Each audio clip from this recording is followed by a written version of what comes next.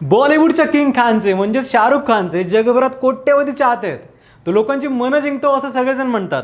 यावेळी सुद्धा शाहरुखने असंच काहीतरी केलंय की त्याने मराठी माणसांची मनं जिंकली आहेत. आता मराठीच का ते सुद्धा सांगतो.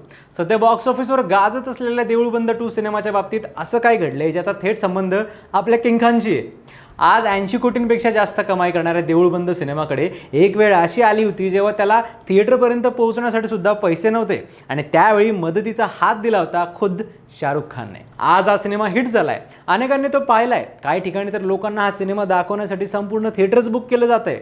देऊळ बंद 2 एवढ्यावरच थांबला नाहीये, तो बॉक्स ऑफिसलाच चॅलेंज करतोय. पण हे सगळं घडलंय प्रवीण तरडे यांच्या हुशारीमुळे, त्यांच्या एका खास ट्रिकमुळे, ज्यामुळे हा सिनेमा मराठी प्रेक्षकांनी उचलून धरलाय. काय आहे ती खास ट्रिक? शाहरुख खानने देऊळ बंद 2 साठी असं काय केलंय? संपूर्ण थिएटर बुक करणारी ती व्यक्ती कोण आहे आणि देऊळ बंद 2 एवढा मोठा हिट कसा झाला? सगळं सांगतो. व्हिडिओच्या शेवटी एक खास मेसेज आहे, त्यामुळे व्हिडिओ शेवटपर्यंत बघा. नमस्कार, मी संकल्प पाटील आणि तुम्ही बघताय लगाव बत्ती. प्रवीण तरडे हे मराठी सिनेसृष्टीत नेहमीच वेगळ्या विषयांना हात घालणारे दिग्दर्शक म्हणून ओळखले जातात. मुळशी पॅटर्न सारख्या सिनेमातून त्यांनी ग्रामीण वास्तव आणि समाजातील कटू सत्य मोठ्या पडद्यावर आणलं. त्यानंतर देऊळ बंद या सिनेमातून श्रद्धा, धर्म आणि समाज व्यवस्थेवर भाष्य करण्याचा प्रयत्न केला. या सिनेमाला एक विशिष्ट प्रेक्षक वर्ग मिळाला होता.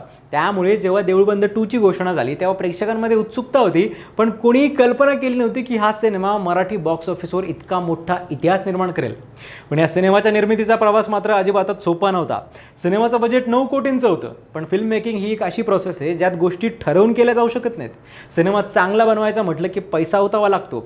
सगळ्याच कलाकारांच्या अभिनयामुळे एक पॉवरफुल फिल्म बनली होती, पण सिनेमा बनवणं आणि तो थिएटरमध्ये पोहोचवणं या दोन वेगवेगळ्या गोष्टी आहेत.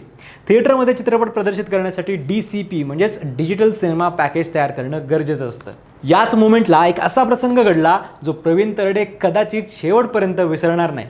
देऊळ बंद 2 च्या DI आणि कलरिंगचं काम शाहरुख खानच्या रेड चिलीज एंटरटेनमेंट अंडर असलेल्या रेड चिलीज कलर या कंपनीमध्ये सुरू होतं.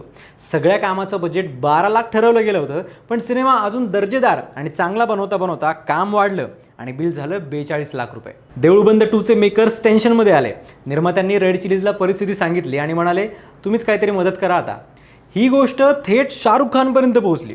शाहरुखने त्याच्या टेक्निकल टीमला विचारलं, कैसी बनी है फिल्म? टीमने उत्तर दिलं, सर पिक्चर बहुत अच्छी बनी है, एंड में तो रोना आ जाता है, लेकिन इनके पास बिल देने के पैसे नहीं है. त्यावर शाहरुख म्हणाला, मराठी फिल्म है ना, माफ़ कर दो बिल, पैसे का बाद में देख लेंगे, पिक्चर अच्छी बनाई है ना, दे दो DCP.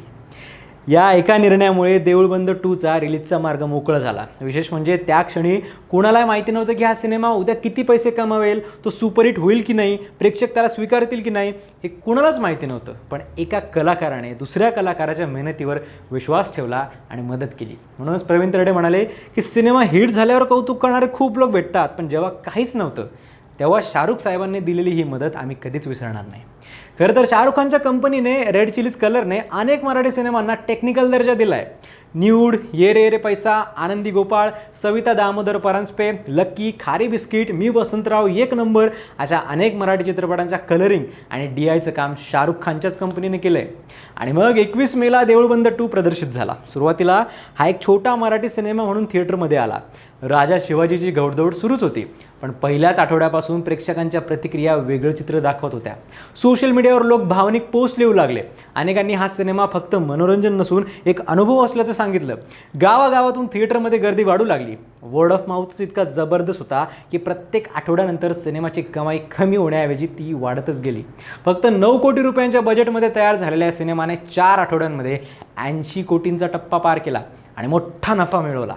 इतकंच नाही तर या सिनेमाने रितेश देशमुख यांच्या वेडसारख्या ब्लॉकबस्टर सिनेमाला सुद्धा कमाईच्या बाबतीत मागे टाकलं आणि आता त्याची नजर बाई पण भारी देवाच्या 92 कोटींच्या रेकॉर्डवर आहे.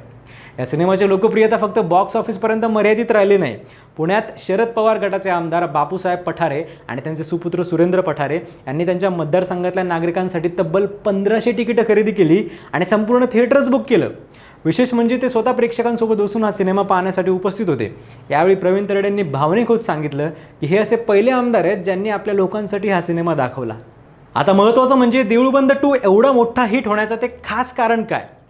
तर ते कारण फार खास, विशेष किंवा वेगळं असं काहीही नाही आहे. 2 अगदी बेसिक गोष्टी तरडेंनी केल्या आहेत. पहिली गोष्ट म्हणजे चांगला सिनेमा बनवणं आणि दुसरी गोष्ट म्हणजे चांगलं प्रमोशन करणं. चांगला सिनेमा बनवणं ही बॉर्डर लाईन आहेच, पण तो सिनेमा लोकांपर्यंत पोहोचवणं सुद्धा तितकंच गरजेचं आहे. नेमकी हीच गोष्ट इतर मराठी निर्माते करत नाही आहेत. पुण्या मुंबईत प्रीमियर ठेवायचे, दोन्हीकडे 2-2 दिवस जायचं, 4-5 चॅनलवाल्यांना बोलवायचं, प्रत्येक इंटरव्ह्यूमध्ये त्याच ठरलेल्या 4 गोष्टी बोलायच्या आणि झालं. अशाने मराठी सिनेमे हिट कसे होतील? Mr and Mrs Praveen Tarde मागच्या एका महिन्याभरापासून महाराष्ट्राच्या कानाकोपऱ्यात फिरतायत, थिएटर्समध्ये जात आहेत, शो संपल्यावर प्रेक्षकांशी 1 to 1 संवाद साधतायत. पश्चिम महाराष्ट्र, विदर्भ, मराठवाडा अशी सगळी पायपीट त्यांनी केली. लोकांपर्यंत सिनेमा पोहोचवला, त्यांच्या भावना ऐकून घेतल्या. सिनेमा रिलीज होऊन 1 महिना झाला आहे तरी वेगवेगळ्या चॅनल्सवर रेग्युलरली ते इंटरव्ह्यूज करतायत, सिनेमाचे वेगवेगळे किस्से सांगतायत, सिनेमाच्या टीममधल्या प्रत्येक लहानातल्या लहान व्यक्तीचं नाव घेऊन त्याचे आभार मानतायत. मराठी इंडस्ट्रीतले किती दिग्दर्शक असं करतात? खास ट्रिक वगैरे असं काही नसतं. काही ठरलेली कामं असतात जी कलाकाराने प्रामाणिकपणे करणं गरजेचं असतं आणि प्रवीण तरडे तेच करतायत. त्यातल्या त्यात मराठी फिल्ममेकर्सना महाराष्ट्र म्हणजे फक्त पुणे आणि मुंबई इतकाच माहिती आहे. फार फार तर गेला बाजार नाशिक आणि कोल्हापूर, त्या पलीकडे महाराष्ट्र आहे, थिएटर्ससुद्धा आहेत, सिनेमा बघणारी माणसंसुद्धा आहेत, हे यांना माहितीच नाही आहे. कित्येक वर्षानंतर एखादा मराठी दिग्दर्शक विदर्भात त्याच्या सिनेमाचं प्रमोशन करण्यासाठी गेल्याचं पाहायला मिळतंय. इथेच बाकी फिल्म मेकर्स कमी पडत आहेत आणि प्रवीण तरडे उजवे ठरत आहेत. तरडे यांनी पोस्ट फिल्म प्रमोशन कसं करायचं याचा वस्तुपाठच इंडस्ट्रीसमोर ठेवला आहे. आशा करूया की येणाऱ्या काळात इतर फिल्म मेकर्ससुद्धा चांगले सिनेमे तर बनवतीलच, पण सोबतच चांगलं प्रमोशनसुद्धा करतील. आज देऊळबंद 2ची ही गोष्ट फक्त एका सिनेमाची गोष्ट राहिलेली नाही आहे. हा मराठी सिनेसृष्टीच्या ताकदीचा पुरावा आहे. मोठे स्टार्स, शेकडो कोटींचं बजेट असं काहीही नसताना जर कथा मनाला भिडली, भावना आणि प्रयत्न खरे असतील आणि विषय लोकांच्या आयुष्याशी जोडलेला असेल तर प्रेक्षक त्या कलाकृतीला आपल्या डोक्यावर घेतात आणि इतरही लोक योग्य वेळी तुमच्या कार्यात मदत करतात. कदाचित या संपूर्ण प्रवासात सर्वात सुंदर विरोधाभास हा आहे की ज्या सिनेमाकडे एक दिवस DCP करण्यासाठी पैसे नव्हते, तोच सिनेमा आज करोडोंची कमाई करून इतिहास लिहितोय.